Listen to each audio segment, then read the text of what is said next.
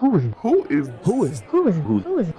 on the radio? Who is that on the radio? Who is that on the radio? You really want to know who's on the radio? Come on, let's talk about it. Jeffrey. Let's talk about it live with Jeffrey L. Miller. Watching is the best decision you'll ever make. Thursday nights from 6 p.m. to 8 p.m. Eastern. You know what time it is. Call or text in live, 470-251-4647. Hashtag Let's Talk with Jeffrey. And come check us out on www.statusnetwork.net or download the Status Network app on your Apple or Google Play Store. Let's give them something to talk about. It's almost showtime, people. Let's tune in to see what Jeffrey has in store for us tonight. And here is your host, Jeffrey L. Miller. What is going on, Facebook family? What's going on, Instagram family? Status Network and Manifest TV. What is going on? It's time for Let's Talk About It Live with Jeffrey L. Miller. Every Thursday from 6 o'clock p.m. to 8 o'clock p.m. This is exactly how we do it. The phone number is 470-251-4647. 470-251-4647. Man, we got a hot show tonight for you. We're going to be talking about a little bit of everything. Of course, we're going to talk about Kobe Bryant this show and other things that's been happening in the news. But I want everybody to understand something. It's okay to grieve for people that you don't know. Before I really get into the show, I just gotta get this part off my chest. I've seen some people talking about, you don't even know Kobe Bryant. What you mad for? What you upset for? What you crying for? I saw the perfect reply, and I don't mean this in a crass way. But you ask people, this is according to what this reply said, you ask people to contribute to your GoFundMe, and we don't know your grandma. Now, I don't mean that with disrespect. I'm simply saying, allow people to grieve the way that they grieve for whomever they want to grieve for. Why does everything require some type of negative feedback? I just don't get it. We're going to talk about that tonight. But, before we get into that, now here we go, 470-251-4647. It was a pretty warm day today in the A. Traffic surprisingly wasn't as bad as it usually is. My granddaughter loves me, my son and my daughter loves me, my mama loves me, all 9 of my brothers and sisters. Well, they love me too. But in spite of all of that, you know what time it is. It is time for you to close your mouth and listen. You ask me some questions. I give you some answers from a man's point of view. Now, I got one reason for the habitually single woman. And I got one reason for the habitually single man as to why you might be single. But before we get into that, here is my disclaimer. Now, see, what I'm going to talk about might not apply to you. And if it doesn't apply to you, I don't want you to put your foot up in this shoe. But if it does apply to you, I want you to put both feet in both shoes and walk around in them because you're about to learn something tonight. Ladies, you go first. All right, ladies, some of you are single simply because you are self-centered and self-absorbed. I need you to understand exactly what I'm saying to you. Every damn thing ain't about you. Everything is not about you, ladies. Now, I love y'all to death. Don't get it twisted. But everything ain't about y'all or even your perspective or even the way you want things to be. I'm sorry, ladies. That's just not how it works. All the time. Don't get it twisted. There are some things that you are certainly deserving of. Some attention you should definitely get. Some admiration and affection you are entitled to. That ain't what I'm talking about. Girl Dad has been hashtagging and trending for the last several days. Girl Dad. And I'm seeing backlash from some women. Y'all ain't been a good dad all this time. Why y'all trying to be a good dad now? Why you girl dadding now? Okay, let's take that on the face value. What if that man has been a bum of a father up until this point? But after witnessing Kobe Bryant passing and his daughter passing, that changed his life. And now he's making something of himself as far as him being a father, and he's turning himself around. What in the hell is wrong with that? What if this is the jumping off point? Now, don't get it twisted. You might have been disappointed by this dude. I ain't saying give him, carte blanche and, let him come in and ruin your child's life. I ain't saying that. What I am saying is this ain't about you. This is not about you. It says girl dad. not girl mom. It's a tribute. So ladies, if you can't get beyond the you, you're never going to get to the we in a relationship. I need you to understand that with nothing but love and admiration, but your self-centeredness and your self-absorbed attitude is going to keep you by yourself and single. I hit that bell hard as hell. I guess, I need to drink or something to calm down a little bit. Can y'all feel me? I'm just a little passionate about that one. Now, fellas, but don't think I'm letting y'all off the hook. Fellas, you are next. All right, fellas, some of you are single simply because you are insecure as a mug. I don't get it. What you don't understand, fellas, is that if a woman is with you, the only person that can mess that up is you.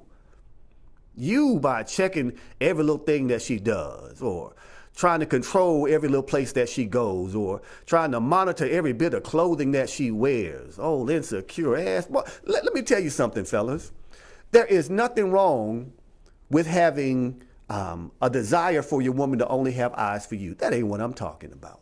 And there's nothing wrong with expecting your woman to be respectful towards the relationship. That ain't what I'm talking about.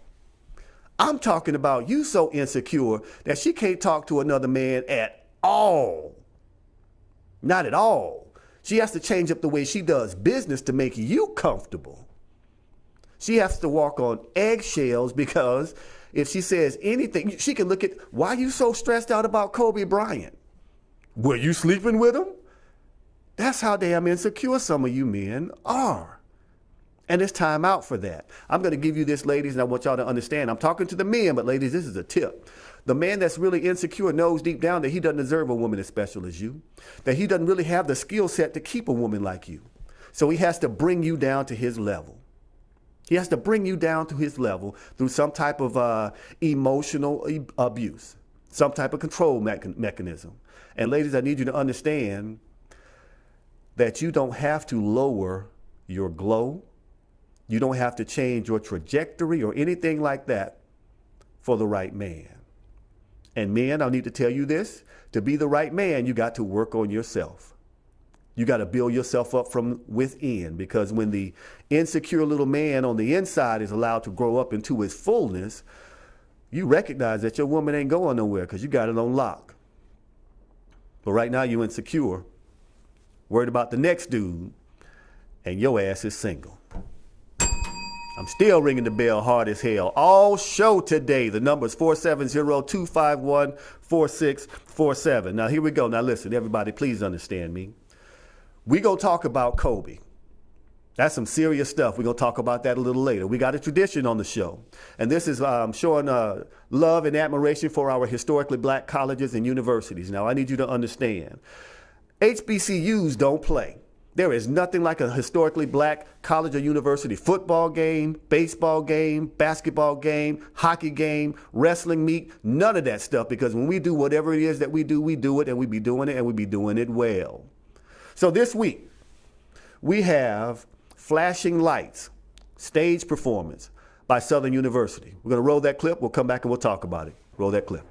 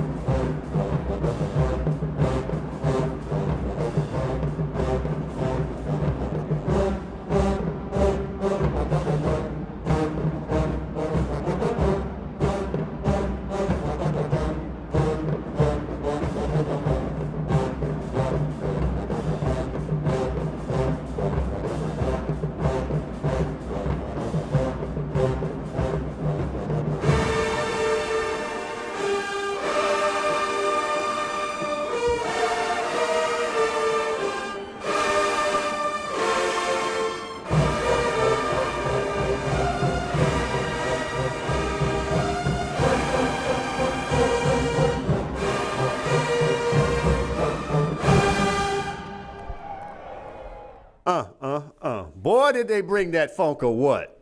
Did they bring that funk or did they bring that funk? I need y'all to understand there is nothing like an historically black college and university.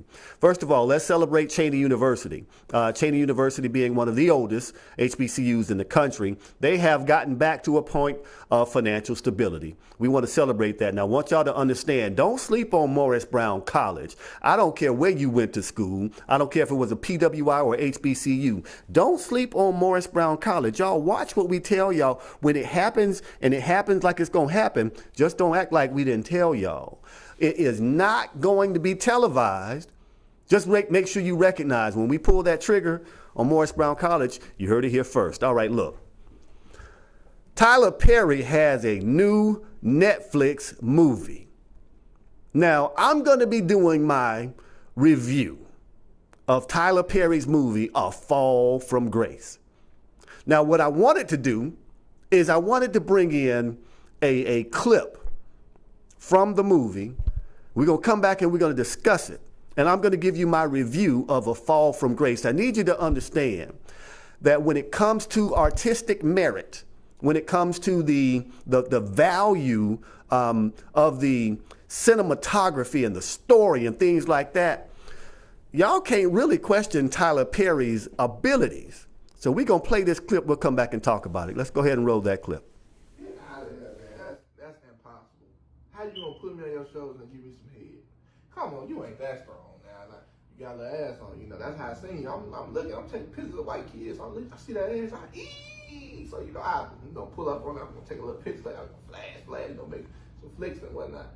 But yeah, other than that, I don't know how you gonna do that. Who you talking to? I'm about to call you tomorrow. Grace. There's two things that I don't like in this world. Okay. One, I don't like to be checked up on. And two, I don't like to be questioned about shit I'm doing. Okay.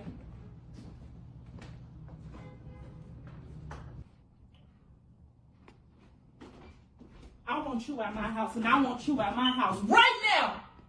And I want an ashtray. You son of a bitch.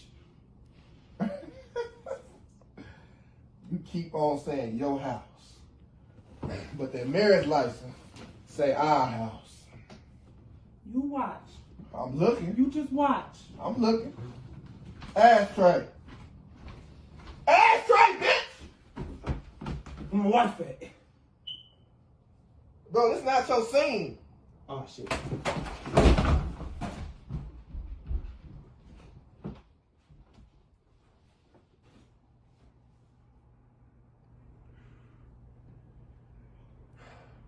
It was too fucking easy, Grace.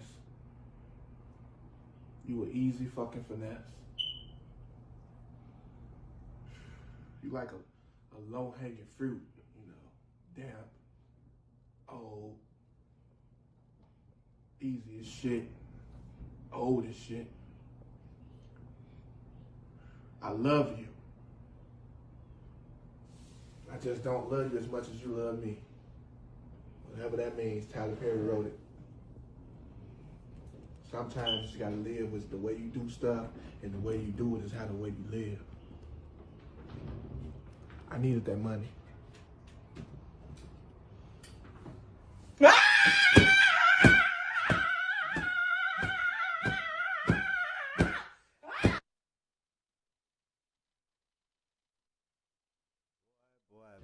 Action. What a fine piece of cinematography. The acting, top notch. I feel compelled to write the Academy and ask that they nominate this film for a Oscar, Golden Globe, something, a Tony Award even. It was amazing. So here is my review of A Fall for Grace. Man, Tyler Perry, what the hell was that? What was that? Now, you done took Felicia Rashad and, you know, hey, look, not nobody talk bad about Felicia Rashad. But whatsoever role you had her doing, I just don't understand. Well, first of all, let me back up. Now, I might get a rug one day soon, so I ain't gonna talk about them rugs they had people, the wigs people had on. I might get one soon. If you see me with one, mind your business. But the bottom line of it is, I didn't get it. I mean, it had its moments. It had some high points. It had some points that, could have been a lot higher. It had some points that I thought was absolutely terrible. But this is not what I'm going to do. What I'm not going to do is completely trash Tyler Perry. Hey, people make bad films all the time. Tyler Perry ain't the first person to make a bad film. This is a bad film. But he's not the first person to make a bad film. This one's bad as hell. But I just need you to understand that this does not outweigh what he's doing now, the good that he's doing. This is just a moment in time where the movie just wasn't the best. And it happens. So I'm just looking at it for what it was. And, Tyler already got his check. He's already cashed his check and he's moving forward. And so should we. Because that film, never mind. I think you get the point. All right. Now, every now and then, I'll meet someone while I'm out and they'll ask me a question about something. And today was no different. I was out at a colleague's of mine at her salon. And I was doing some work for her. And one of her clients asked me a question today. She said, one of my friends had this guy that was pursuing her for about 5 years. 1, 2, 3, 4, 5 years. She finally gave the guy her phone number. And her friend said that the guy will not ask her on a date. 5 years, finally got the phone number, won't ask her for a date. She asked me what she thinks, or what do I think about that situation. I mean, here's my response. Why are you still talking to the guy? I mean, if it's been 5 years, he's been relentlessly pursuing you, and you finally gave him the digits, and he won't ask you out, okay, what do you want me to do? Leave him alone. Block his number. You've lost nothing. Why is it even a question of what you should do? You already know what you should do. The same thing you have been doing for them 5 years, ignoring his ass. You ain't losing nothing. So we dug a little deeper, and here's what it actually comes down to. The young lady actually is interested in dating somebody. She's in a position to feel like, she's ready to date now. This just ain't the right person. Just because somebody gives you half effort doesn't mean you got to accept it. Just because he got your phone number doesn't mean you're obligated to give him an opportunity. You are not. So just like I advised the young lady, let him go. As a matter of fact, it ain't nothing to let go of. You ain't got nothing. Just don't deal with it. Keep on pushing. You done got 5 years to this point with no problems with that dude. You ain't hurting no more by letting him go. Don't play around. Just let it go. Keep moving forward. All right. Now, ladies, I need y'all to understand. Y'all some double standard having beautiful creatures, the most double standard having beautiful creatures on earth. There was a meme floating around this year or this week, and this is what it said. I'm paraphrasing. The meme said, man to wife. Who you getting all dressed up for? Wife. I can get dressed up for myself. I just can't be dressing up to please myself. A week later, husband sprays cologne. Wife, who you putting cologne on for? Husband, I'm just putting cologne on. Wife, who you putting cologne on for? In all caps. Act like that ain't the truth. Ladies, am I telling a lie? Is that not the truth? You can dress up for you. But if we put on some cologne for us, it's problems up in this piece. Problems. Going to be some consequences and repercussions if you don't tell me who you putting on the cologne for. And then we say, it's for you, baby. Well, I'm going to be here. You ain't going to be around me. Just double standards. I don't understand, ladies. I don't understand why we got these double standards. So, ladies, here's what I'm going to say. With nothing but love and admiration, y'all need to chill sometimes. It just ain't that serious sometimes. Damn. Just because I done bought this $450 cologne don't mean nothing.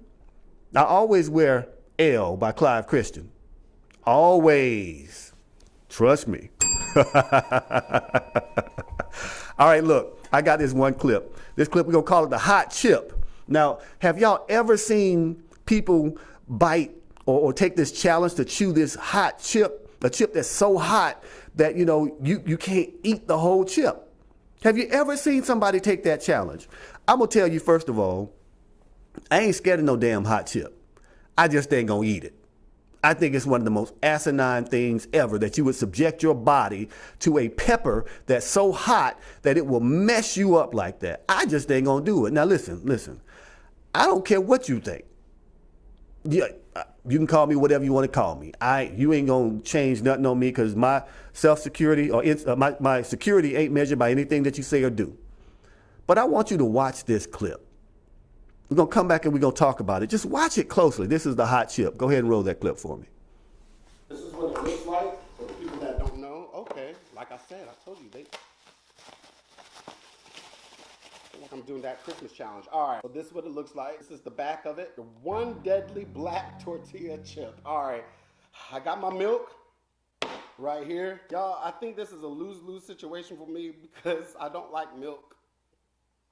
And I don't want to do this again, but I'm doing it just for redemption. This is the year of redemption, all right? Let's open this coffin. All right. And there it is. Let's open this sucker. Oh, it's black. Y'all, it's been so long. Y'all, it's...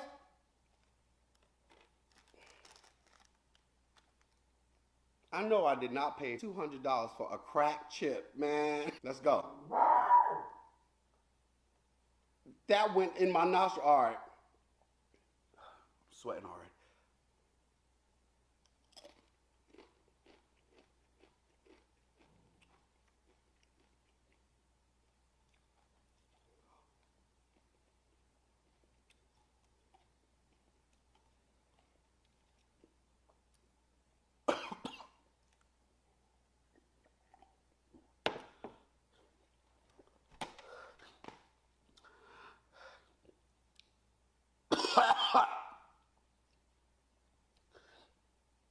Oh no.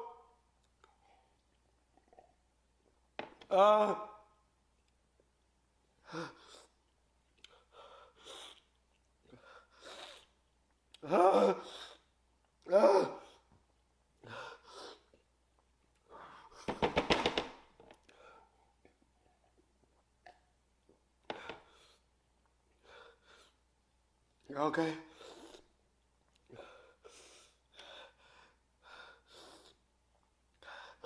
Yo, I can't see, man.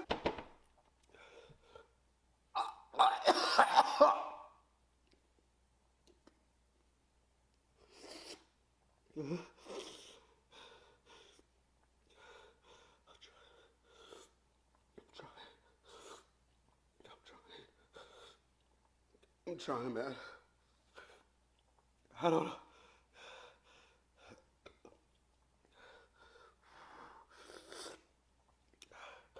I don't know. Y'all, please don't make me do that. Hold on, man.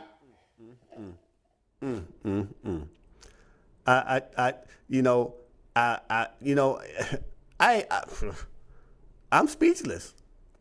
I have nothing left to say about the one chip challenge. I mean, it's just not for me. I like spicy foods. I'm just not going to do the one chip challenge. Why? Do you get money? No, you pay for it. You eat it, record this. They don't send you no money. You just burning up your insides. I don't get it. Horrible idea. I don't understand it. I ain't going to do it. Liz, what's going on? Kim, I see you laughing out there. TD, what's going on? Yes, that was church. All right, Kim, I see you. That time to run at that point. I agree. All right, so here we go. Mark Special says, good stuff. Fathers and daughters have a super special, can't be interfered with type of bond. Brother Mark, well said. I need everybody to understand something. Now, ladies, don't get it twisted. Of course, there is a bond between the mother and the children, whether it's a boy or a girl. We ain't saying there ain't no bond. What we are saying is that there's a different type of bond that fathers have with their children that is just as important, that is just as essential in the development, the healthy development of children into adults. Ain't no parent perfect. Mothers and fathers are going to make mistakes. I'm not talking about the absentee dad. I'm not talking about the emotionally abusive dad. I'm talking about the dad that said #girl dad. Why you got a problem with it? Why you got to bring negativity to it? Why does your curiosity even have to be satisfied? It ain't about you. It's about the men who have daughters that were paying tribute to that bond. Just let it be. Everything ain't supposed to be, and I said it like that on purpose. Everything ain't supposed to be about you. All right, let's go forward. Let's go forward. Speaking of which, more comments. Now Kim says, those feet though. Now that's from that Tyler Perry clip. Those feet was hilarious. How he just had them toes just moving. That was hilarious. All right, now Yvette. Yvette says, please, no rug. Then she says, no rug, no love. Okay, so I don't think you meant it that way. That sounds like you're telling me to get a rug. Because if I don't get the rug, I don't get no love. So I already got 4 styles picked out. I'm down to 3 of them now in my final, decision for this new style that I'm going to do. All right, Allison says truth. All right, TD correctly names it the one chip challenge. I be forgetting stuff because that's one challenge I ain't going to take. Now, TD advises, unless you are Ethiopian, I wouldn't suggest you do it. The only persons I have ever seen eat it and survive are Ethiopians. All right, Allison says, this is horrible. Who in the hell would do this? Don't do it. I ain't going to do it. I ain't even going to do it for the vine. It's not going to happen. Not going to happen. One thing I like about our people is we are creative and colorful and intelligent and brilliant and beautiful, all those things. We get copied all the time. We get copied so much that it's almost like we can't have ish to ourselves. Nothing. You want to know how much we get copied? And I don't mean this with nothing but truth. We can't even have racism. When other people say, well, I'm being discriminated against too, so it's racist for you to call me racist. Have you ever heard such bull? We can't even have racism. Everything we got, people want to come and take. So when I say we can't have ish, I really mean that we can't have ish. Now, I want you to watch this clip. This clip is just going to remind you of how serious it is and how what we do is almost always taken by somebody else and loved on and massaged and bleached, however you want to call it. But we're going to play this clip and we'll come back and talk about it. Go ahead and roll the clip. We can't have ish.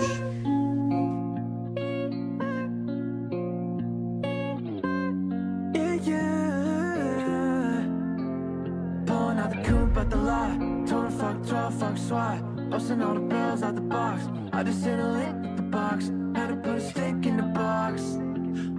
Pour up the whole damn seal. I'ma get lazy. I got the mojo deals. We be trapping like the 80s. She sucked the neighbor's soul. Got the cash out. Told him wipe the neighbor no.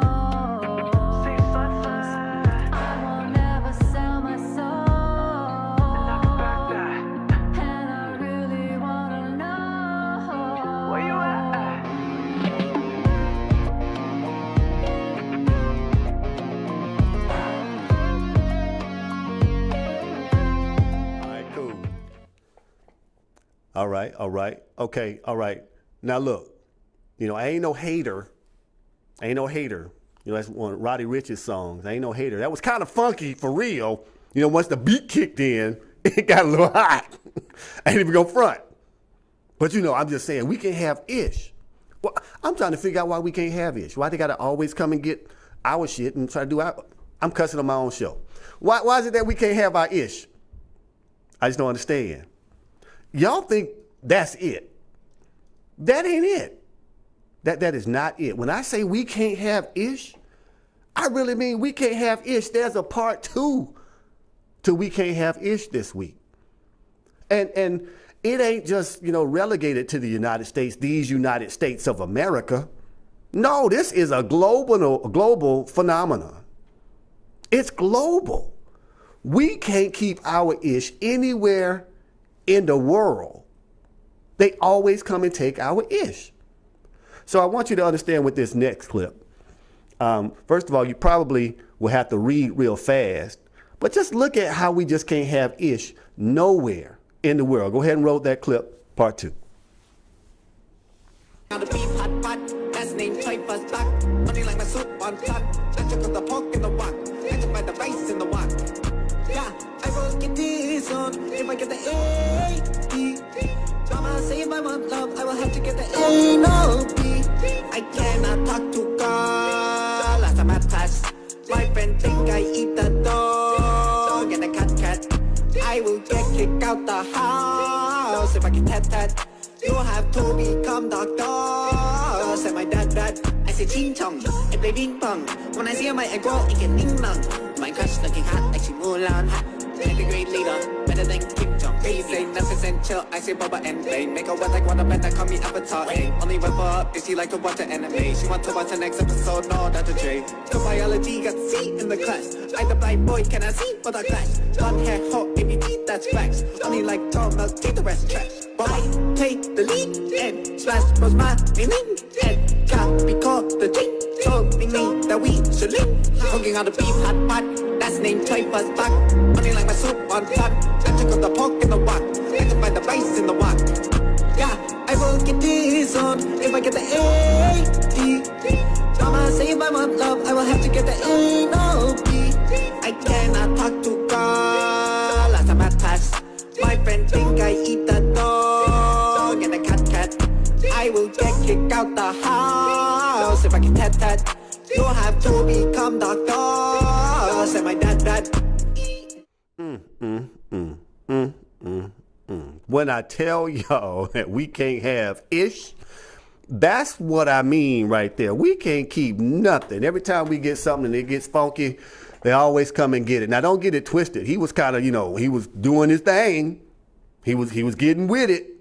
I'm just saying, we can't have nothing to ourselves. Every time we create something, here they come. 470-251-4647, 470-251-4647. I'm going to keep it real with y'all. I don't be knowing who some of these rappers are. Ain't even gonna lie. I have to ask my kids who this is and to listen to a little bit of their music, and some of it is okay, most of it is whack as hell. But the bottom line of it is, I don't be knowing none of them. But I'm gonna give the baby, or is it the baby? I don't know. But I'm gonna give him some props. He actually does okay. So what he's done, he basically remixed, his style a little bit. He's taking it to gospel now. So the baby is doing gospel now. Now, not the little baby, but the rapper, the baby. I want y'all to check him out now. He kind of spitting that fire for the Lord. Go ahead and roll that clip. I decided I wanted to switch it up. You know what I'm talking about? I know God looking out for me, so I'm going to do this one for the big man upstairs. Oh, that's good. You got a higher purpose in life, and you want to express that in your music. All right, I'm with that. Cool. Let's hear this track. Praise God. I beat your little partners in front of the church because you ain't pay up my tithes. You go to the mall. What happened? Hey, don't you want to wait for the intro to play for at least a couple bars? Hell nah, I got to lead my people to salvation. We ain't got no time to waste. I mean, at least let the beat breathe for a second. Man, nah, we suffocating tracks over here, all right? Go ahead, load that up. So just no introduction, just you and the beat just already know each other. All right, cool, whatever. Praise God. I beat your little partners in front of the church because you ain't pay up my tithes. You go to the mall, go to the club, but you late for church because you tired. Yeah. And sleep on the mattress because you was out running the streets, too drunk being ratchet. Hope you ain't too drunk for the rapture. Yeah. First nigga that play, I'ma baptize you. Wow. They say that Jesus walked on that water, well, I gotta capsize you. No cap. You know the Lord is my shepherd. I gotta keep a lit dog in my pocket because all these demons be reckless. I got the choir wearing designer robes, singing their hymns. Congregation beef because they is broke. I pulled up in a new Benz with with the first lady of the church and about 5 or 6 of her friends. She choosing. I spoke a doobie right in the pool. Pick God, put trees on the earth. Better repent for your sins, go ahead. Put your knees in the dirt. Yeah, I got the keys to the church. Yeah. I go where I want and you know that. Whether it's Baptist or Kojak. That's not all right. All the ushers be liking my smile, I'm cute, and I'm a made man. Yeah, I gave the plug to God, now the whole trap can do a praise dance. Praise God. I beat your little partners in front of the church because you ain't pay up my time. I don't think a pastor would say that. Go to the club, but you late for church cause you tired. Yeah. And sleep on the mattress cause you was out running the streets, too drunk being ratchet. Hope you ain't too drunk for the rapture. Did he do it or what? Did he do it or did he do it? God is good. Did he do it or did he do it? I'm just saying the doors of the church is open. 470-251-4647. Let's get some of these comments. Yvette says, imitation is a form of flattery. I will not disagree with that. All right, Brother TD says, because people who are not creative envy those who are. It's not even the most sincere form of flattery. It's theft. It's one reason America doesn't want black people to truly be free and gain control of and profit from our talents and creativity. There is a reason James Brown said, I'm soul powered, because black people are soul powered. When, not if, we obtain the benefits of our own creativity, you will see a change in the world. Now that's prophetic. Let's talk about that for a minute. So here's what I'm taking from what was said from the comment I just read. Okay. There does seem to be a solid conspiracy to keep us economically disadvantaged. Economically disadvantaged. Because when we were economically free on a level playing field, we were outperforming other demographics in this country. It just is what it is. If you look at Hispanics, the Hispanic community is growing at a rapid rate. If you look at the Asian community, one of the wealthiest, if not the wealthiest community in the country, because they have been pooling their resources, Asians and Hispanics, pooling their resources, keeping their money together, growing it. Now, I'm not saying that we're not doing that. I'm saying there's a different type of tactic that keeps us from really pooling our money. I always go back to this reference. I'm going to go back to it again. In Chicago now, the legalization of marijuana, it's rapidly spreading throughout the country. The cost of entry is exorbitantly high. Nearly everywhere they've legalized marijuana. As a community, we don't have that type of capital. We can't raise that type of capital. So that keeps us out, or it brings us in at a lower level. Once again, creating a hierarchy as far as who got the most money and who's commanding what, and so on and so forth. So it is with almost every industry. We used to own the hair care industry. We used to own it. We don't own it no more. The Asian community pretty much owns it now. I need you to feel me on that. Music. We've been creating music all over the place and inventing new genres of music for decades. We don't own it. Jewish people, for the most part, own it. Film. We got some creatives out there that have been making movies for decades. Jewish, for the most part. They own that. So farming, millions of acres, stolen, being disenfranchised for centuries, having monies held back, being sold bad seeds. You don't do that to someone that you think you're equal to. You only do those types of things to people that you fear. Because if it was a level playing field, you wouldn't have to cheat. I'm going to leave that right there. Let's keep on going forward. All right, so look. My granddaughter turns 3 next month. My little muffin. She knows her birth date, knows her full name, and she don't hesitate to tell you her birthday's coming up. But I remember when she cried. Now, I could just walk in and say, all right, that's enough of that, stop crying. and she would stop crying. But there's a baby hack that just came out. It's actually kind of ingenious. So I want you to watch this baby hack. I'm gonna set it up for you. Sometimes your child just gonna cry. They can be dry, they can be fed, all that stuff, and they just feel like crying. They just want to talk. You just don't understand their language. They just want to talk. They're trying to tell you they love you. They like the crib you bought them. They appreciate the fact that you keep them dry and changed. They actually like the milk. They don't like the cow's milk. They prefer the milk from their mama. They just letting you know what it is that they need to express. In that expression, it's been discovered that you can actually calm a crying baby down. You just got to speak the right language. So we're going to play this clip. We'll come back and talk about it. Go ahead and roll the clip, baby hack.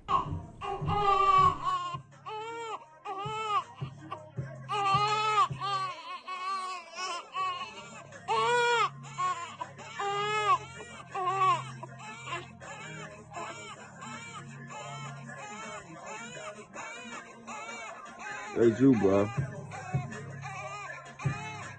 That's how you sound, bro.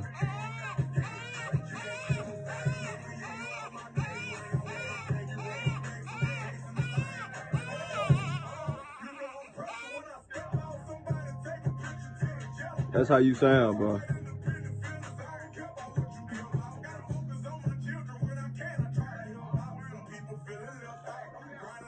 You good? We good? We good, bruh? We good? Now that's ingenious. What they actually do is they record the baby crying. And then when the baby starts crying, they play the baby crying back to the crying baby. And it's been shown that the babies will stop crying. The baby was like, that's what I sound like? That's me? Shoot, I was spitting them bars. You notice how he started, bobbing his head to the music? That's because he was spitting bars in baby language. The dad just couldn't understand it. Now, you know his dad a rapper. You could tell, we good. This is how you sound, folk. This is how we sound, folk. You heard him. Don't act like it wasn't just me. I know y'all heard him. His dad's a rapper. But the bottom line of it is, that is ingenious. Play the baby crying back to the baby, and the baby will stop crying. Now, I invented that. And every time you use it, I need 75 cents sent to me, post office box, 75 cents. All right, now look, I want to talk about something real quick. I want to talk about, ladies, I want to talk about y'all just for a second. Okay. At the hair salon today, I was there, and everybody, all the women there were beautiful.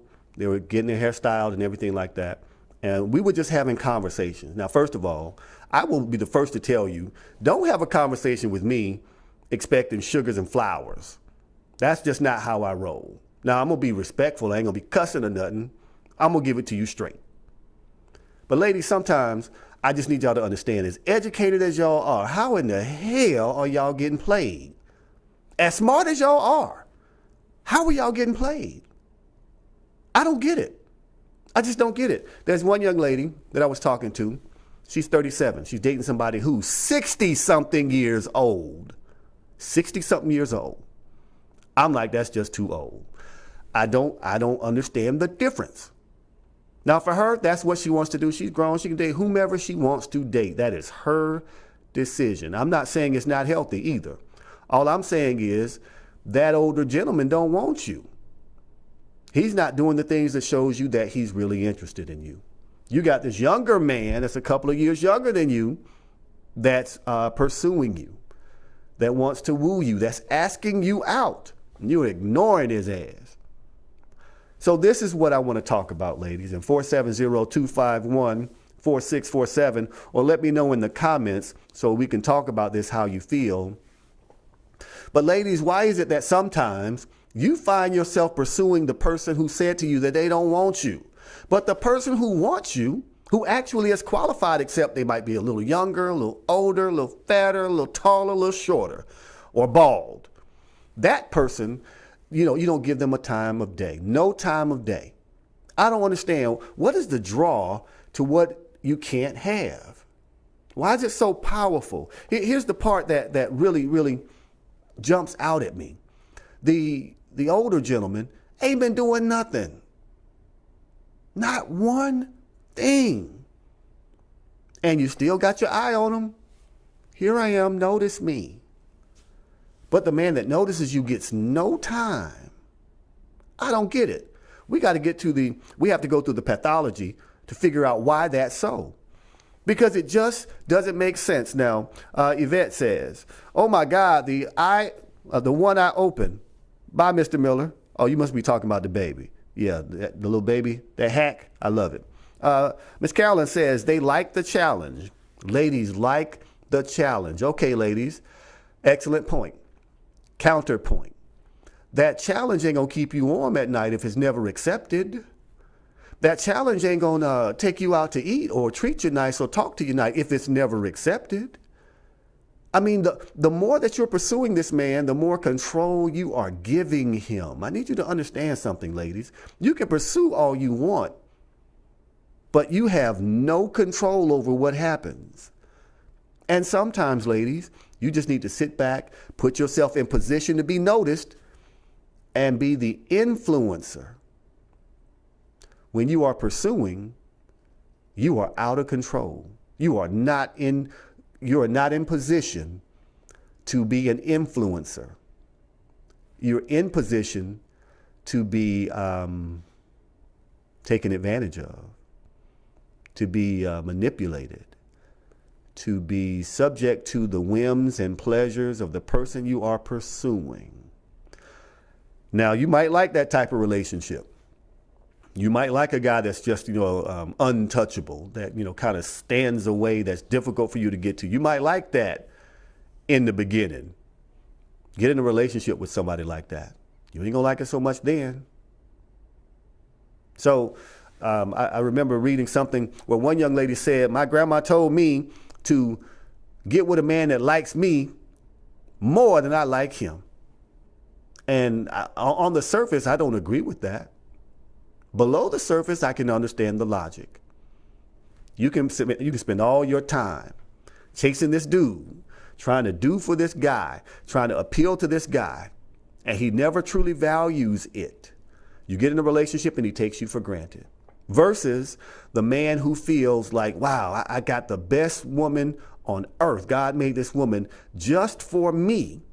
And he worships the ground you walk on in a way that lets you know that you got to respect him as a man. You can't take advantage of him, but he truly loves and cherishes you more than you love and cherishes him. There's some comfort and security in that, I guess. Ain't no security in chasing after someone that's not showing you that they want you. Yvette says, that's human nature. Men do the same thing, or is it a double standard? Yvette, I like the way you brought that back around. I love it. I saw the irony in that statement. You ain't getting nothing past me. I graduated from Morris Brown College. How about that? So here we go. It's not a double standard. It's the way that men traditionally have been wired to go and pursue. Now, I'm not saying that you don't have to, or that you have to be all demure and not aggressive in getting what you want. That's not what I'm saying. All that I'm saying is that, ladies, when you are pursuing relentlessly, you are not in control. You can go after you want all you want. I'm not mad at you. I'm just saying be pragmatic about it.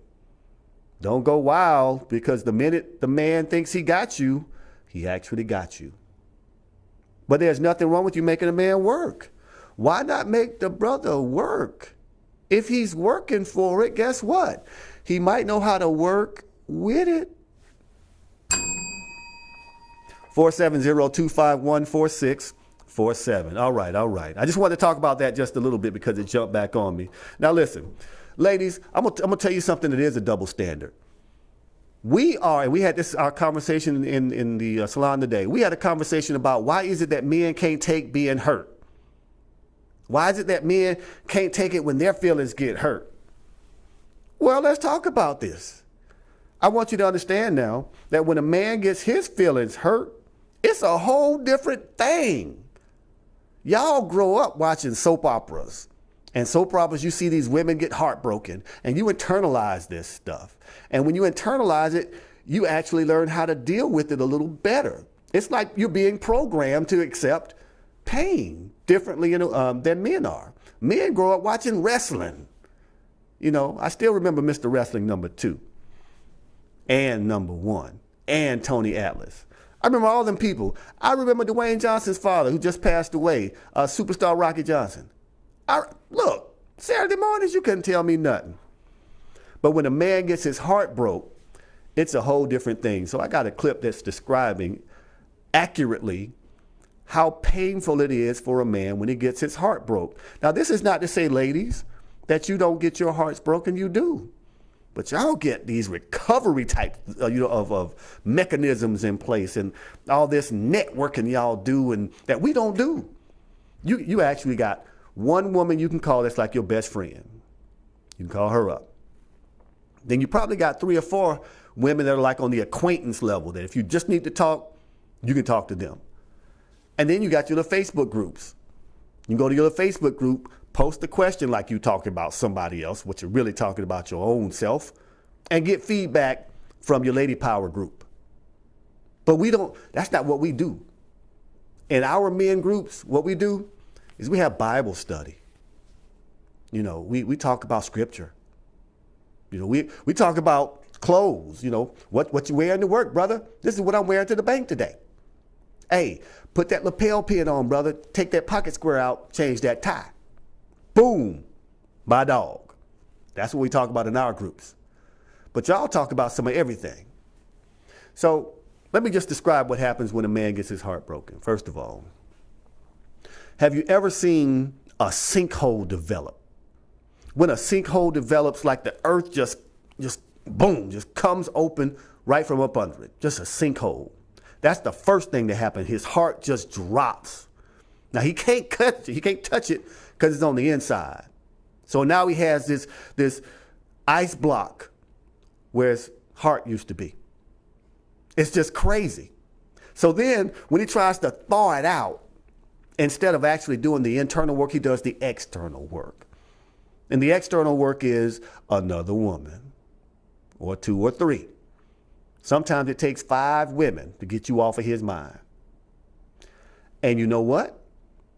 It never works. It never works, because what he's doing is in each woman he sees an element of you that he's trying to replace. So those 5 women make up you. But it never works, because he never does the internal work to feel that ice box, to thaw that heart out. Never does it. Now, I'm not saying every man.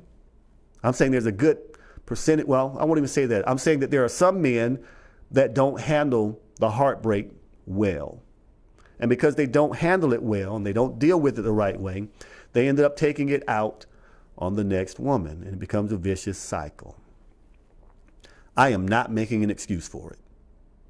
I'm just saying that's what happens.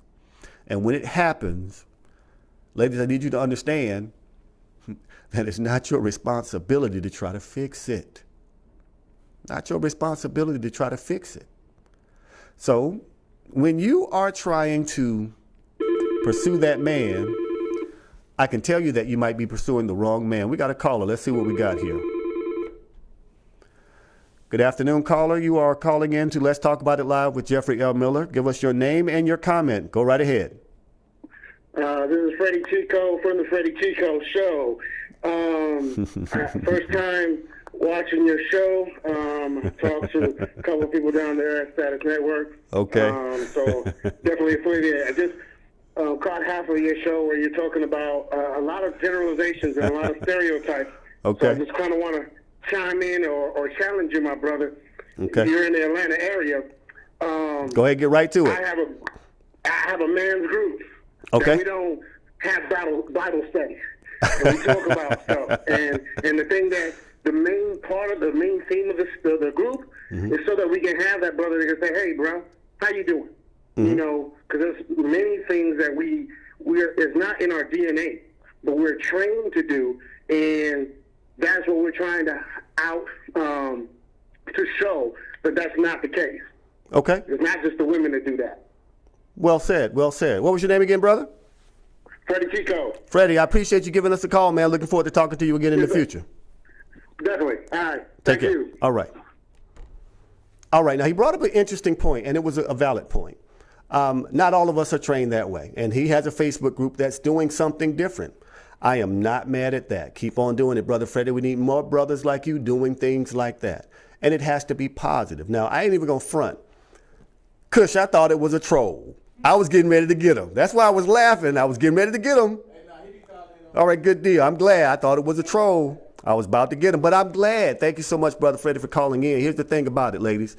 Understand that what I'm talking about the damaged or the bruised man. Brother Freddie is an upstanding man. He's done some work on himself, and he's helping other men work on themselves. I can take the challenge. I can take the pushback, and it's much appreciated. Also, ladies, again, I need you to understand. It's not your responsibility to fix a broken man. You have to use your power of discernment to know which man is a project and which man is a prospect. It's a project or a prospect. You have to have the gift of discernment to discover which one that man is. So here we go. We got some comments. Lola says, Bible study, rolling on the floor, laughing my ass off. Yes, Bible study, Lola. All right. Miss Carolyn says, true. All right. Lola also says, it's a destruction of the ego. Women are supposed to be happy with just having a man, even if he's doing the minimum. And when he shows that that isn't the case, he loses it. Okay. All right. I love it. Excellent point. Counterpoint. Ladies, I'm flipping the script now. I'm going away from talking about men and talking about the ladies. Ladies, you should not want to just be happy to have a man. At the same time, ladies, you can be happy by yourself. You can have your own career and all that stuff. I'm not downing any of that stuff at all. What I am saying is don't think you're going to get a piece of a man that's going to fit into the equation of you living your best life. If you want to be single, living your best life, perfect. That's your plan. Don't expect for a man to fit perfectly into your plan, though. I'm discovering more and more that there are some very successful, truly single, happy women out there that just want a piece of a man to service her every now and then. Okay, cool. Now, if that's what you're asking for, you can get that. But don't try to get that and then a little more things that begins to string that man along, make that man basically fit into what you want and where you are in life. No, Continue to live your best life. Don't start using people, because I'm seeing this shift happen where it used to be men operating like that, having a woman that he kind of strings along and keeps hope alive for and all this other stuff. Well, we're going to be together one day, baby. Now it's the women doing that. And it's some very nice women doing that. Women that have everything you could ever want in a woman, but she don't want a relationship. I will submit to you that she don't want that relationship because she's scared. She's playing it safe. I'm living my best life because I'm living without risk. I'm not risking loving anybody, because if I risk loving someone, I'm risking being hurt. And that's living a scared life. Now, this is not every woman out there who's single. I'm not saying that by any stretch of the imagination.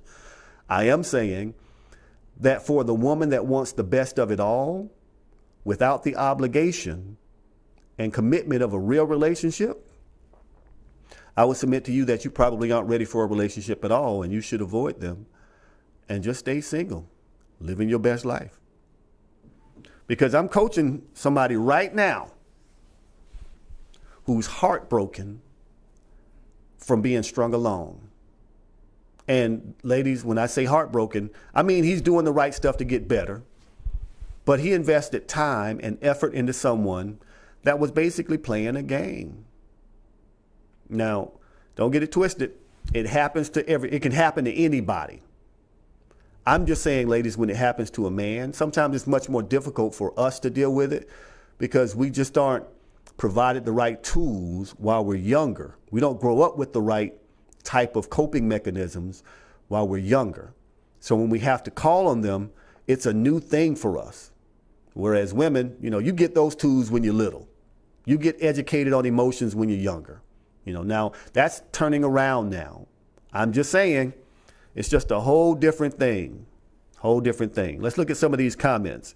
All right. So Jennifer says, I've run into quite a few men who need to do the work on the inside. Now, ladies, again, I'm not telling you to hook up with anyone that you got to fix. That's not what I'm saying. It's not your responsibility. It's that man's responsibility.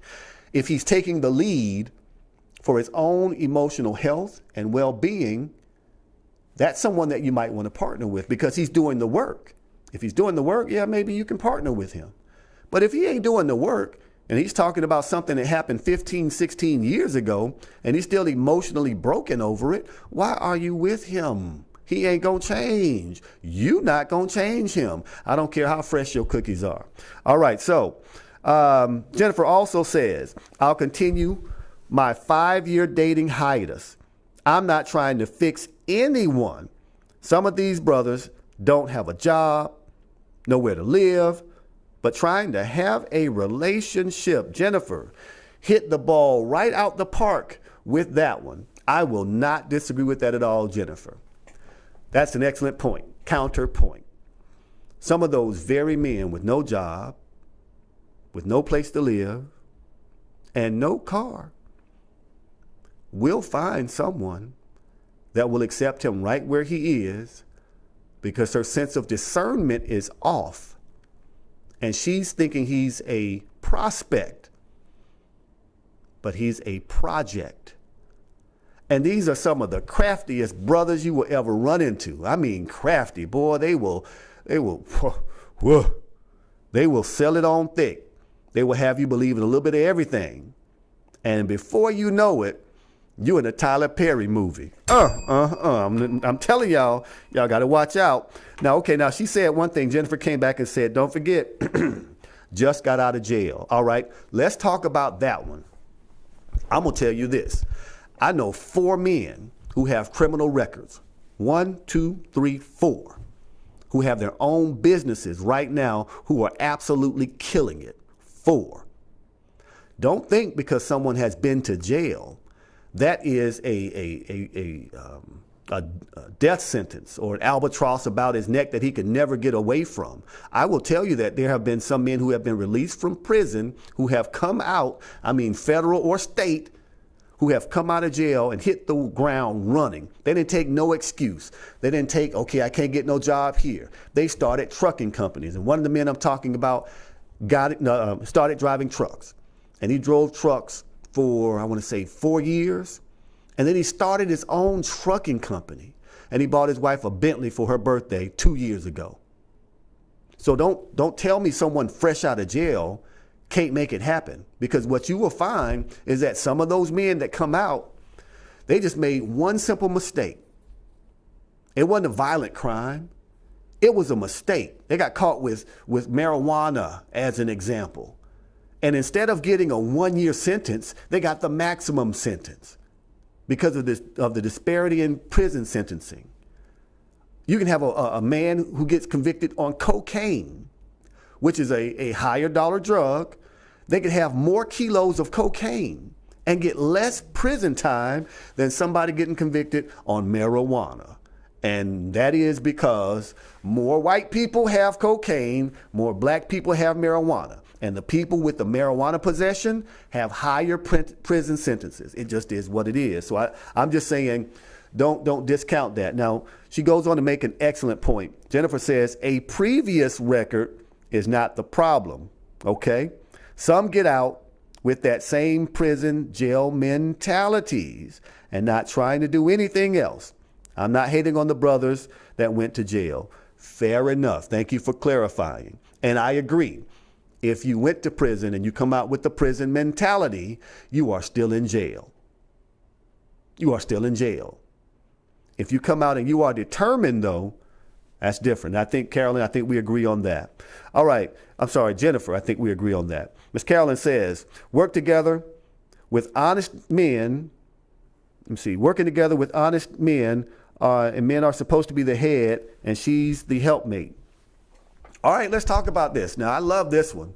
I was listening to one of the motivational speakers I listen to all the time, Miles Monroe. And Miles Monroe said, man, how you going to lead the household when the woman already got her own house? She got her own food. She got her own car. How you going to be the man of the house? And that's a valid question. How are you going to be the man of a house that the woman bought? How are you going to be the head of the house when the woman already got all the food and the refrigerator and all the money? How are you going to be the head of the house? I'm going to tell you how you're going to do it. Fellas, I need y'all to understand me. You're going to have to bring something to the table that enhances what she already has. If she has a house, man, you better get your grind on so that y'all can buy a bigger house, and that house becomes the rental property. She is not going to be just, okay, I'm going to give up my house and let you rule it. No. You have to come in and you have to earn your keep. Now, I don't recommend that any man move in with any woman. That's just my recommendation. Get your own stuff, and then when y'all get married, y'all get y'all stuff. That's just me. At the same time, it's a new day and age. So, fellas, if you're going to move into a woman's home and you expect to be the man of the house that she bought, how about you start paying the mortgage?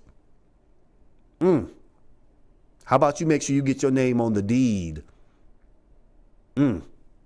How about you take responsibility for the health of the home? Now, that doesn't mean you got to manage the books. She might be better at the books than you. I'm talking about the health of the home. So you have to bring something to the household that enhances what's already there. Because she got everything she needs by herself. What she needs you for? If you can't enhance it, don't try to be the head of the household. Just be the partner. Don't be a drain. Be the partner. But if you're trying to be the man of the house that a woman has already bought, you better enhance it. Don't come into her house not doing nothing. Don't come into her house being a drain. Don't come into her house trying to be the partner if you're trying to be the head. Now, you also can't go in there misogynistically. You can't go in there, with this ego. You can't go in there like, immediately asking for the big piece of chicken. That ain't how it works. That's not how it works. You're going to have to bring something to the table that enhances it. Now, again, just as quickly as she invites you into that home, once she discovers that you are a drain, she will disinvite your ass. So if you're really trying to be the head of the household, fellas, I'm going to tell you this, and I mean it with nothing but sincerity. You got to be an enhancer. You have to expand what's there, not take away from, not let it stay stagnant. You have to be the one that generates some growth. If you can't do that, I promise you, you're just trying to be a partner or a damn child. All right, now, Jennifer says, you stepping on some toes tonight, sir. Yep, that's how we do it. Yvette says, ring the bell, enhance. I got you. Amen, Miss Carol, amen. Okay, so here we go. Now, listen, I want to shift gears here. I want to talk about Kobe Bryant in more detail. First of all, when I start seeing reports come in that the helicopter went down, I immediately started researching stuff, and I didn't see anything from anywhere except for TMZ. It's the only place that I saw anything from. TMZ first with Kobe Bryant, Whitney Houston, Prince, Michael Jackson. TMZ first for all of those. Everybody else sitting back waiting. Now, what I want to talk about right here is how that impacted the family. Nobody wants to be notified that you've lost someone on social media. I understand how devastating that was. That nobody wants to know that. When my nephew passed away, actually, the 26th was the anniversary when he passed away. And one of my coworkers told me, because they had to call up to my job. Now, I got that secondhand, and I did not feel good about that. Just imagine, just for a second now, you scrolling on your timeline, and you see one of your loved ones has been murdered or something like that. Crash, died suddenly. it's nothing but a tragedy. With that said, what's starting to happen now, slowly but surely, is there's a bit of a backlash, an undercurrent against Kobe Bryant, saying that he was a rapist. Somebody went back and said that Kobe Bryant died 23 years too late. All types of stuff. A reporter republished an article on the rape and what was said at this other by this other journalist. She didn't write her own story. She basically said what the journalist said, and she went in and she basically retweeted that. There was a response to that I want to play on this talk show, where the talk show host basically spoke to what that journalist did. I'll set it up. The journalist basically went and got this old article. She republished or she put the article in a tweet on the Washington Post. She's a Washington Post journalist, and the story ran. And so there is a response. Not that one. This is the talk show host blast the journalist. So what ended up happening, though, there was a response where this talk show host made a really eloquent point. And the points all make sense. So we're going to play this video.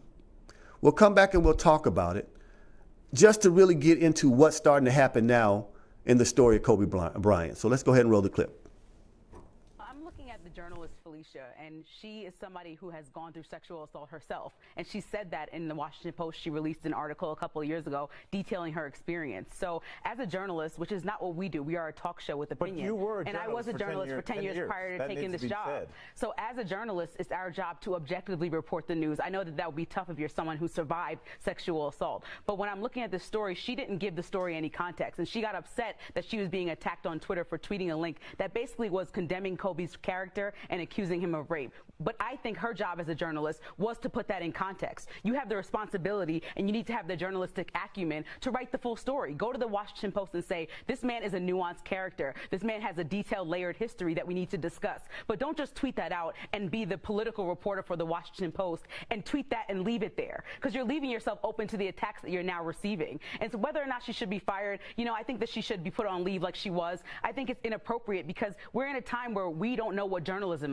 is anymore. We have our president that attacks journalists. We have TMZ that broke the news to Vanessa Bryant that her husband passed away. What are we doing now that we need to look at ourselves, people who call themselves journalists? We have journalists attacking a 7-year-old child, which is Blue Ivy, and we look at them calling out her characteristics. We need to do better altogether as journalists. And I look at this woman and I say it was your responsibility just to do better and give it more time than 2 hours after the man passes away to say what you think about him if it's negative. And don't hide behind somebody else's article. I stand behind a journalist named Jillian Sheldon. She sat at that Kobe trial for 6 weeks. She followed it in Colorado, in and out, stayed there, interviewed all the lawyers, interviewed the woman who was accusing him. And she said, how can we use someone's worst day on this earth as a referendum on their character in totality? And we can't, because just like Kobe, we all have flaws and we're all layered individuals. And we've seen this story time and time again, too many times when it's a black man and a white woman that's an accuser, when that's the story and it goes down and he just goes and gets convicted by the public jury. And we've seen the story too many times where women who have been sexually assaulted cannot give their voice to the public and are not given the space they need to share their story. So this is a complicated thing to talk about, but I really think that as a journalist, if you're going to take that name and that stance and that dignity of a position, you should probably do it properly and just try to tell the complicated story with as much care as possible. And that goes for everybody involved in this Kobe situation. Wow. Well said. I know. I want to give you a round of applause too. I hope everybody out there that's having this argument right now. Did she bring it? I mean, did she hit the nail right on the head? Now, I remember what happened with that case, and I did some research just to refresh my memory. There wasn't a trial on the criminal side. Rape charges were dropped. They were preparing their arguments to go to court in the criminal trial. And the young lady said that she refused to testify. Let's talk about that just for a minute. Now, I do believe that there are situations where women are intimidated into not testifying. I do believe that sometimes the pressure, the embarrassment and all that stuff is just too much to bear for women who are assaulted. I'm not diminishing that at all. That young lady came from a pretty well-to-do family, a pretty wealthy family. She was not poor. Now, I'm not using this to disparage her. I'm just giving you some facts. So if she needed to come forward, they had the resources to come forward and put on a hell of a fight. I'm just saying.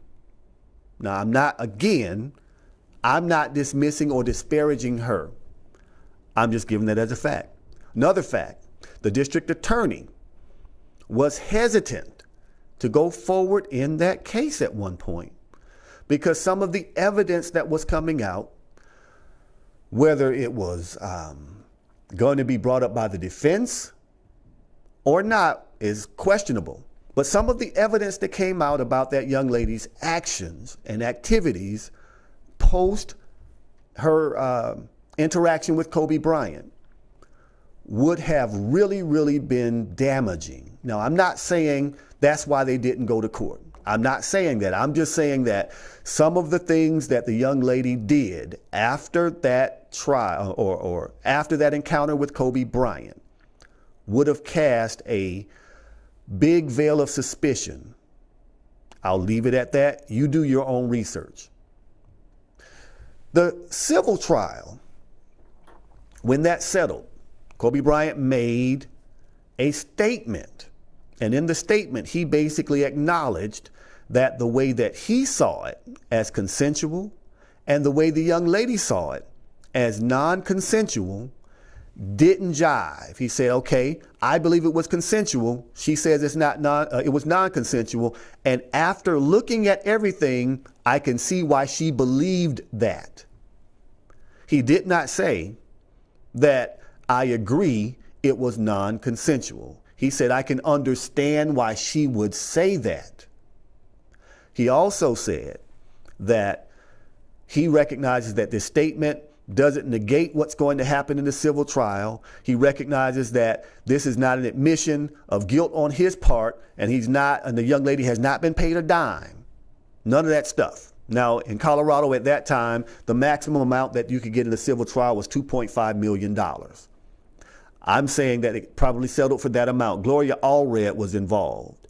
She doesn't get involved in a case that's not going to, first of all, settle, and second of all, settle for some big dollars.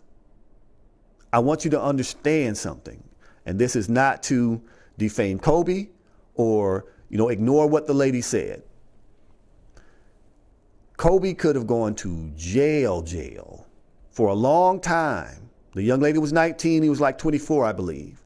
He could have gone to jail. That family had enough resources to go forward.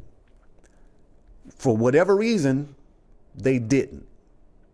So to call him a rapist is really a miscarriage of the technical term rapist. Now, I'm not saying he didn't rape her. I'm saying that he never went to court for it, criminal court. He was never, he was charged with it, but those charges were dropped. All I'm saying is to bring all that stuff up the same day that he died was classless. I'm sorry, I just don't think that showed any type of class. Especially since that case did not go to trial, criminal trial. Now, again, before they were getting ready to make their opening arguments, it was about to start. The young lady said, I don't want to testify. That was her decision. I'm not saying he did it. I'm not saying that she wasn't raped. I'm saying that she refused to testify. That's it. All right, let's go forward a little more. There was a comedian that said, Kobe Bryant died 23 years too late. He's a rapist. There are other people talking about good That's what happens to rapists. I don't feel sorry for his wife. There are other people that are saying things like, I don't understand. That ain't your daddy. What you sad about? I cannot understand how hateful people can be sometimes. I just don't get it. At the same time, I'm not seeing no documentaries on Harvey Weinstein. I still ain't seen one. I have not seen a surviving Harvey Weinstein. I'm waiting on it. I'd love for it to appear on the OWN network. Love for it to appear. Hadn't seen it yet. I'm just completely blown away by how quickly it turned. This country can be so unforgiving, yet claim to be a Christian country, founded on Christian principles, which is not true. We operate in the spirit of God, which is not true. If God is your money, yeah, that's how you operate. You can't have someone at a very high level in a church basically saying, okay, let's make sure that we're passing all this legislation and it's God-like and Christ-like when you got people sleeping on the streets. Don't tell me how Christian you are. If that's how you carry yourself and those are the policies that you support, policies that will discriminate or that will make it harder for people to obtain credit from a bank, you support that. Policies, no, I'm not even going to go down that rabbit hole because I'm about to get on a roll. And that's not what I'm talking about right now. All I will say is that in this country, forgiveness for men that look like me and Kobe Bryant is hard to come by. Accusations are easy, real easy to levy. Demonization, real easy to do. But that forgiveness thing, oh, I can't forgive. I can't forgive what happened to those dogs.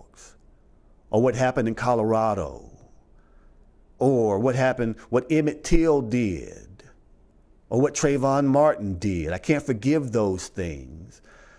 If you really look at yourself objectively, you would understand that you might just be the problem. Now, again, ain't nobody saying you were a slave owner. Ain't nobody said that your grandfather owned slaves. Ain't nobody saying none of that. We are saying that you still benefit from the things that your grandfather's grandfather put in place. And you ain't doing a damn thing about it.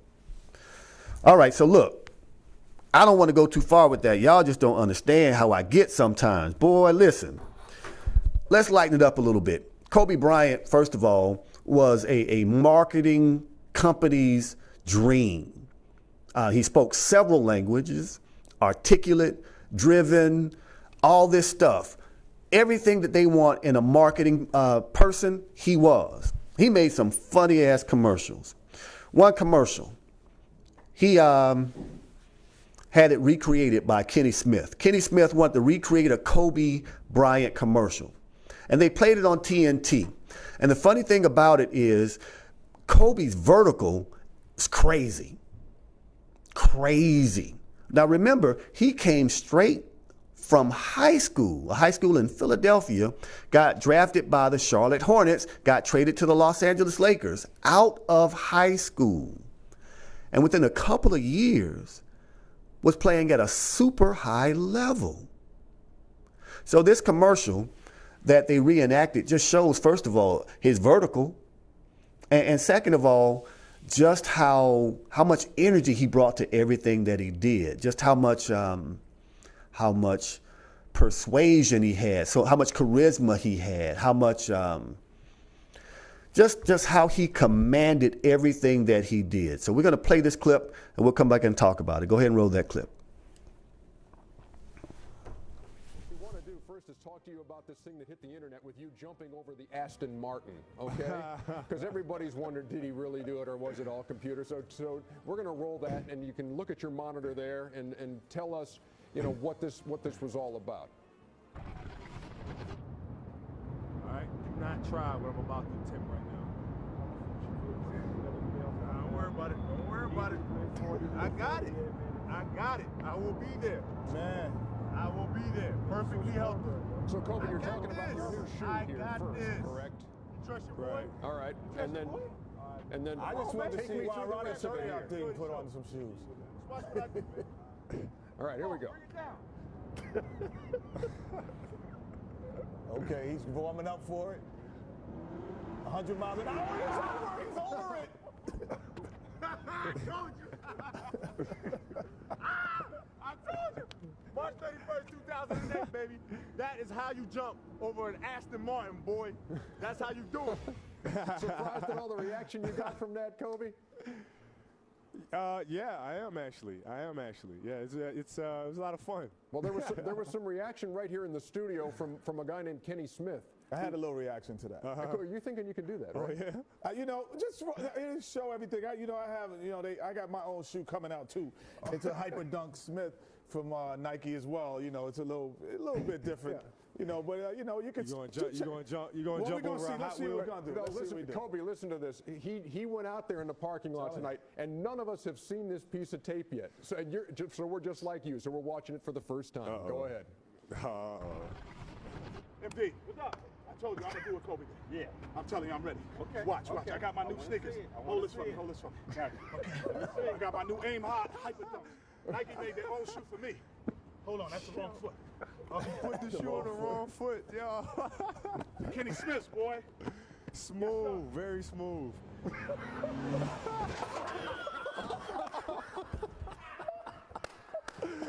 Took him out his shoes. Oh, man. Boy, I tell you what, nothing but a marketer's dream. And just the way that they were able to, react with each other and the exchange and everything, what company wouldn't want to be aligned with that? Now, again, I want you to understand, he did more than that. There was another interaction with someone who's famous for being very confident. Kanye West did a commercial with Kobe Bryant. And we're going to play the commercial, but I want you to understand that the things that Kobe is saying, that's how he actually lived his life. So this is what Kobe wants. And when we play this clip, you'll see just how driven he was as a competitor and as a person. We're going to play that clip and come back and talk about it. Here we go, what Kobe wants. What do you want from me? More. How much more successful do you want me to be? More successful. How many records can my records break? More records. But I'm the best. But are you a different animal and the same beast? What the does that mean, Kobe Bryant? You're welcome. What the is he talking about? Yeah, see, that's nothing but marketing genius right there. Nothing but marketing genius. Now, there's another one going to play. Kobe was trolling Jalen Rose. We'll play that one in a second. But understand something. Kobe used to fuss at Shaq. He would fuss at Shaq over Shaq's commitment, his workout regimen, how dedicated he was to self-improvement. He would say, Shaq, you're lazy. That's part of the reason why they went at each other so fiercely. Because Kobe said, if you train like I train, you would be the best ever. But you won't do it. You're lazy. He's been on record saying that had Shaq trained with the same intensity that Kobe had, they would have won 12 championships. I'm not calling him a lie. Because if they won that many while Shaq was goofing off, and I'm not saying Shaq was goofing off, I'm saying that's what Kobe said. But if they won that many while Shaq wasn't taking his conditioning seriously, while Shaq wasn't working out, hard, just imagine if Shaq actually did do the things that Kobe said that he should do. Now think about it. Shaq was older, Shaq was bigger, and here go Kobe saying, you lazy. You lazy. Big old dude, slim Kobe.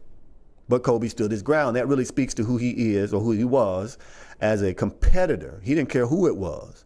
You need to work harder. If you worked harder, we'd be better.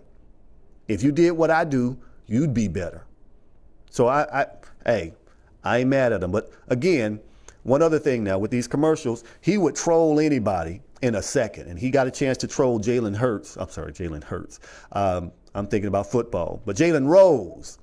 And we're going to play this commercial. We'll come back and talk about it. Then we'll get to the crux of the commentary. Go ahead and roll clip. Jalen. Oh, no.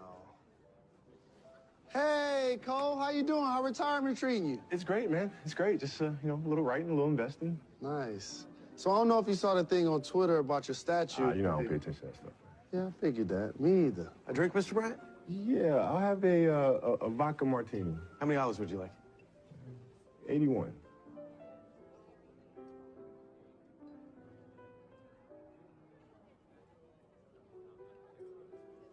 Really? Nah, man, I'm just playing. Just 2. Joke for him. He gets it. 81. That was from the game that he scored 81 points. I believe that was in Madison Square Garden, and it was a record for quite some time. But he was just trolling Jalen Rose with that commercial. Now, let's just keep it real here. Kobe Bryant was not perfect. He wasn't perfect at all. As a result of that, the rape allegations and accusations in Colorado, one thing that he did to apologize to his wife is he bought her a $4 million ring. Now, I'm not minimizing what he did. I'm saying that he took steps to apologize for it. Now, $4 million is a whole lot of apology. And I'm not saying that that was, just to win her over. But they had been together for quite some time. That wasn't a new marriage. He was still young. I'm not saying that, I'm not making excuses for anything that happened in the interaction that should not have happened. I'm just saying that, just like anybody else out there, we're all complex people. Now let's talk about forgiveness again.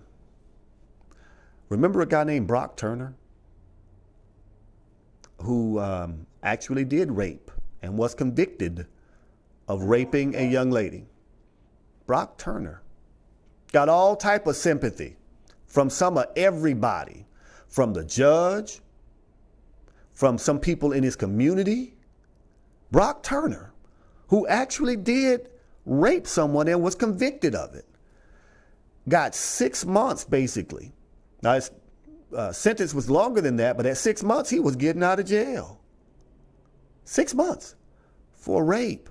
Brock Turner.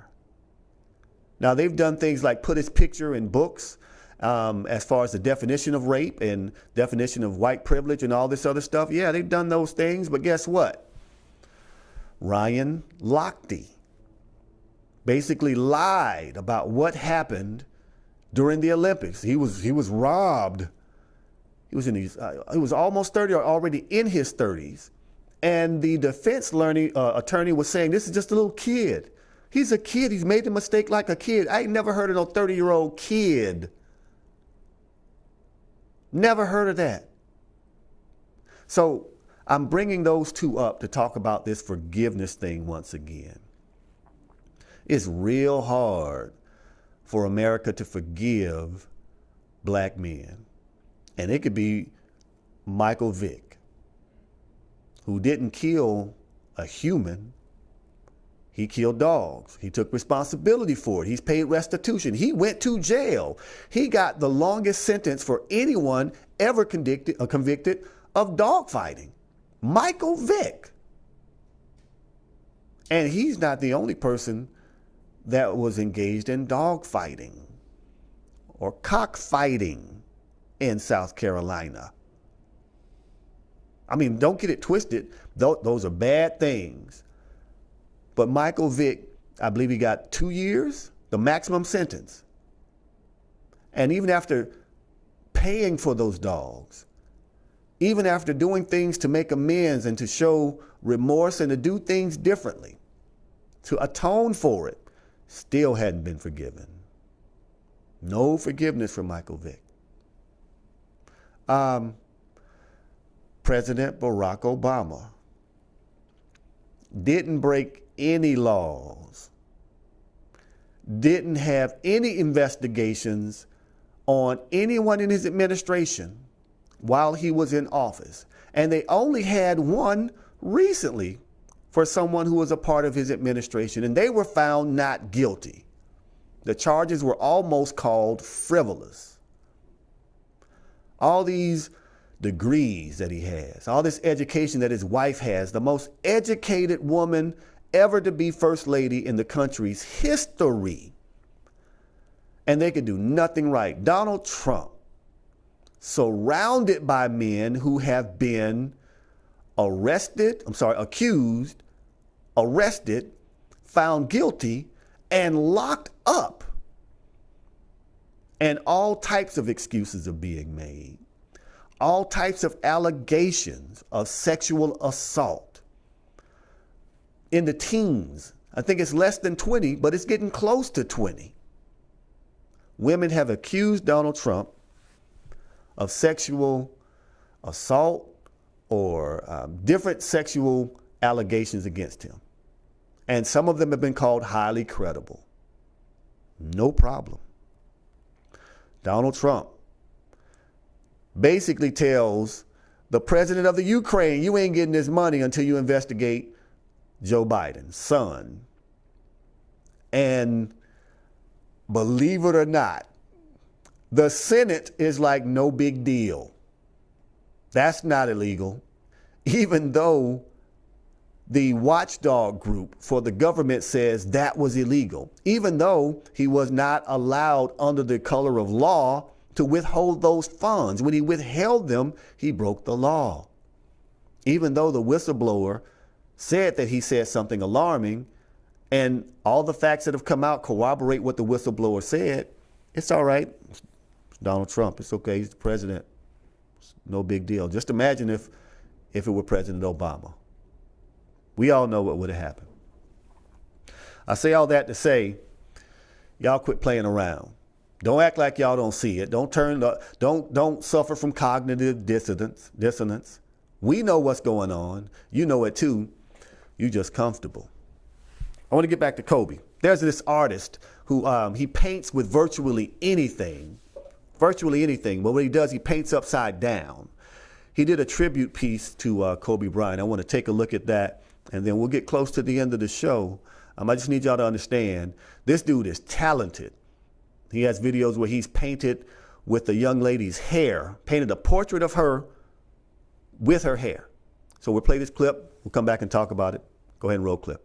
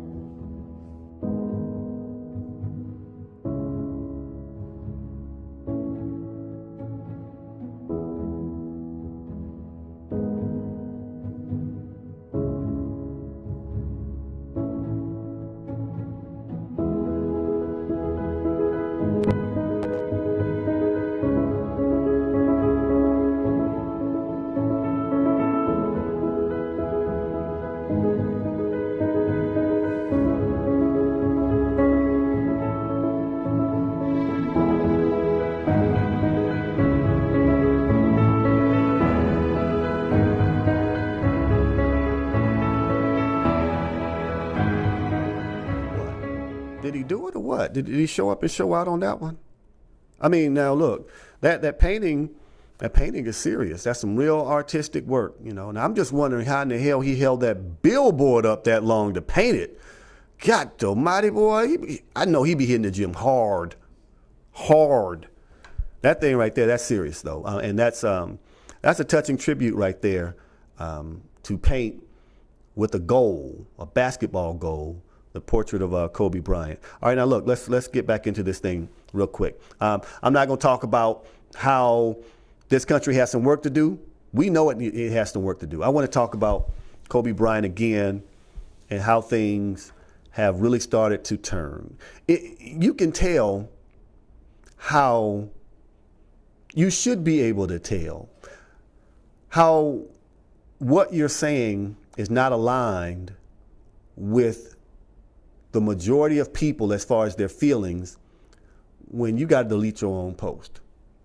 Now, I got some Facebook friends that put some stuff up and they were asking questions about girl dad.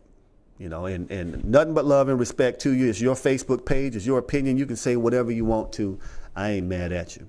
What I will say to you, though, is when you get out of line with stuff, when you start talking about stuff and you come out of pocket, especially when you're talking about things to do with men, don't get mad when we come for you.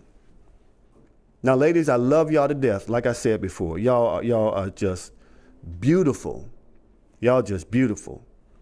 The thing is, though, sometimes y'all just need to stay in your lane. Now, before I get too deep, I want to read some comments.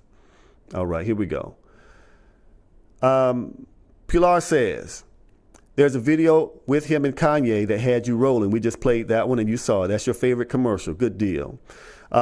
Miss Carolyn says, no one is perfect and everyone was forgiven. All right. Olivia said 18 months. Thank you so much for the information, Olivia. Yvette says he has to get permission to own a pet from a judge. This is about Michael Vick. He asked to get his kids a puppy and the judge denied him. Also, Olivia says it's not impeachable. Olivia says it's not impeachable, referencing the withholding of the funds for the Ukraine.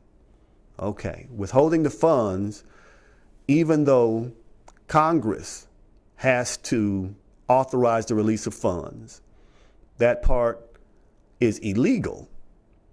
The part that is impeachable is using it for personal gain.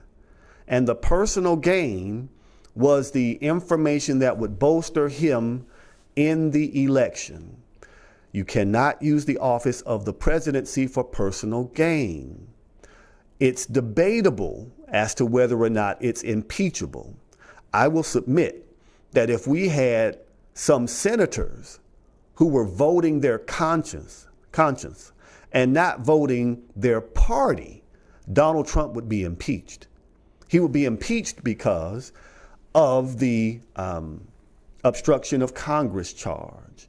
What's going to happen is now the rules are out the window. Once they acquit Donald Trump, and they're going to acquit Donald Trump, the next president will be even more bold. In fact, Donald Trump is going to be even more bold because he feels like he can do whatever he wants to do and nobody's going to hold him accountable. When Clinton was impeached, think about why Clinton was impeached when you say that's not impeachable. He was impeached over obstruction of justice and what? Telling a lie? Basically? Nixon definitely broke the law. Johnson definitely one vote away from being impeached.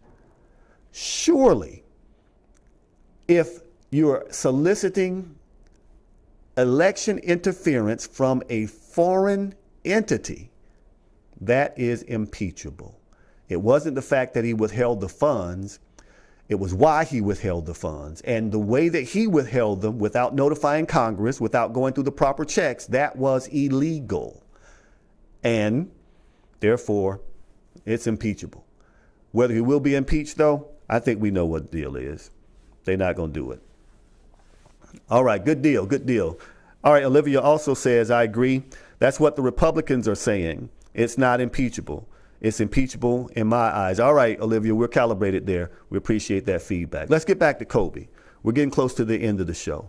The thing that I really like about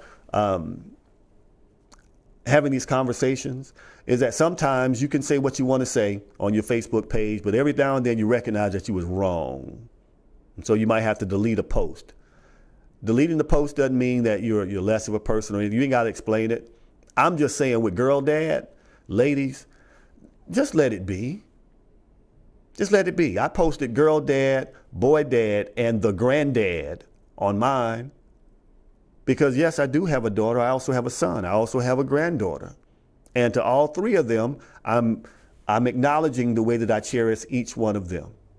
But the bottom line of it is, ladies and gentlemen, sometimes you just got to sit down and just let it be. Now, L. Duncan had some prophetic words. We're going to close the show out with what she said that really kind of sparked this girl dad movement. And it's serious. It's real serious. I invite you to watch the whole video. We're going to end the show on that video because I believe as complex as an individual as Kobe Bryant was, the one thing that he got right, and he got righter than right, was the importance of a man being involved in his daughter's lives. All 4 of his daughters involved. Men, we got to do it. It matters for our sons too, but the main thing is it matters that we are present and we are there standing in the gap with our wives or our children's mothers, whatever the case is, to make sure they get everything that they need. Now listen, your boy Kush produced the show today. Yannette's my office girlfriend. Jack Trey pays the bills. Rest in peace to Kobe Bryant. Blessings to his family and his wife and his daughter. I'm going to get at y'all a little bit later. Roll clip. It's likely that you're hearing many personal anecdotes about Kobe Bryant, so here's mine. I met Kobe one time, backstage at an event for ESPN in New York, and I saw him and I thought, oh my gosh, that's Kobe. I got to get a picture for the gram. That's the picture.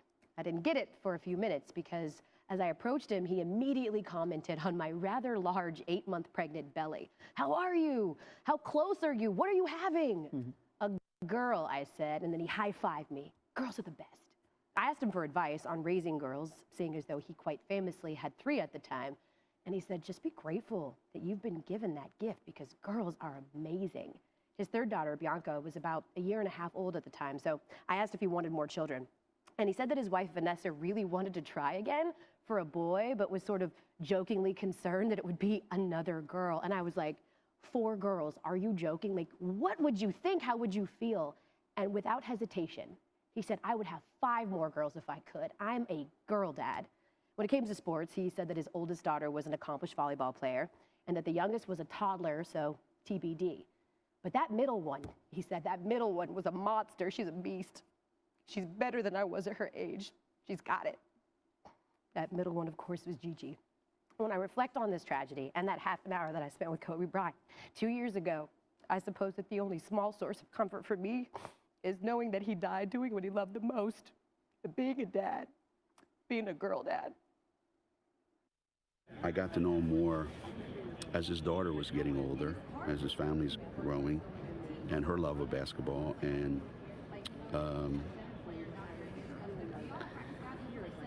we would go back and forth, you know. And one text message that I have, like, what are the most important things you teach when you play man-to-man defense? I go, what's this all about? He said, we have practice tonight, and I got to, you know, I'm teaching defense tonight. And I just shook my head, you know, I'm like, you know, and he's a guy that the world is going to miss. You know, growing up in LA, I don't even know if I can do this.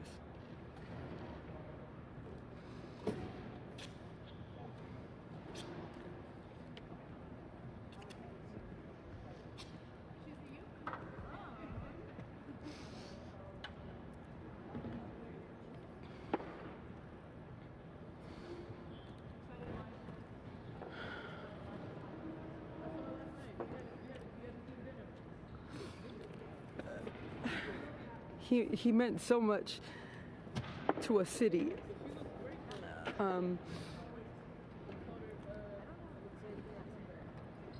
That fighting spirit that he had, I think everyone had that in him, and he found a way to make it okay for everyone to be that way. This is my first game back, and I think now it has even more meaning. When I ruptured my Achilles, he was one of the first ones who reached out to me. So to kind of, you know, be coming back the day after. I'm wearing number 10, obviously, knowing all his support for UConn, obviously Team USA, everything that he's done for our basketball community. It's extremely sad, and trying to make a happy day, a sad day, a happy day. Because, you know, I think what you see from everybody is Kobe would have wanted us to all play. and to really leave it out on the court. And, you know, that's what I'm going to do.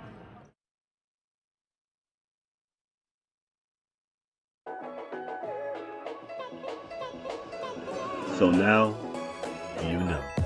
Now that you know about Jeffery, and let's talk about it live, come be a part of our family. You know we had to give y'all homework, right? Keep up with the show. Follow us on all of our social media platforms. That's Facebook and Instagram. Would you like to listen to the show on the go? Make sure you download the Status Network app on your Google or Apple Play Store. Want to talk to Jeffery? Dial 470-251-4647. We thank you for listening. And make sure you're back here every Thursday from 6 p.m. to 8 p.m. on Let's Talk About It Live with Jeffrey L. Miller. Status Network.